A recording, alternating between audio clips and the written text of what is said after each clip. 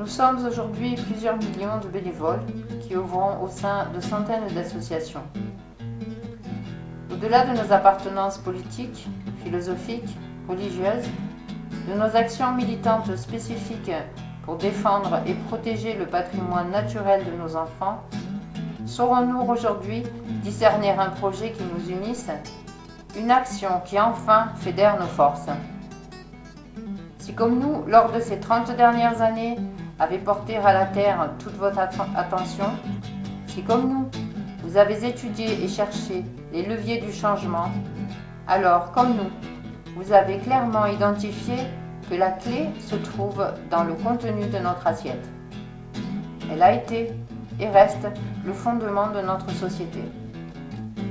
Et que cela nous plaise ou non, que cela plaise ou déplaise à certains de nos amis, que de toutes ses forces notre estomac crie plus fort que nos neurones, s'il faut encore, demain, s'afficher écologiste, alors ce sera en disant haut et fort que la transition alimentaire est en marche et que chacun lui emboîte le pas. Pour préserver l'eau, l'air, la terre, la transition alimentaire est un moyen puissant, dont l'impact est amplement évalué et chiffré, en termes de santé publique, de gaz à effet de serre, de pollution des sols et des nappes phréatiques.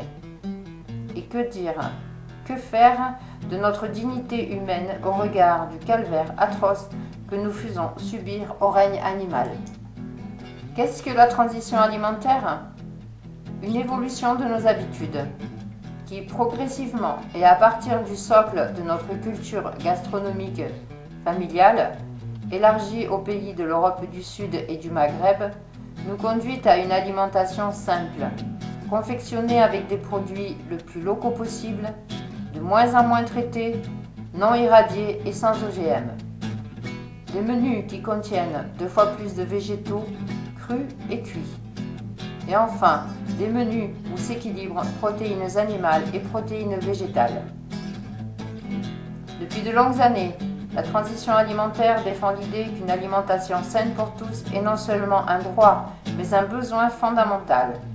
Elle est aujourd'hui une urgence en termes de santé publique dans toute la restauration collective et en termes de préservation de l'environnement.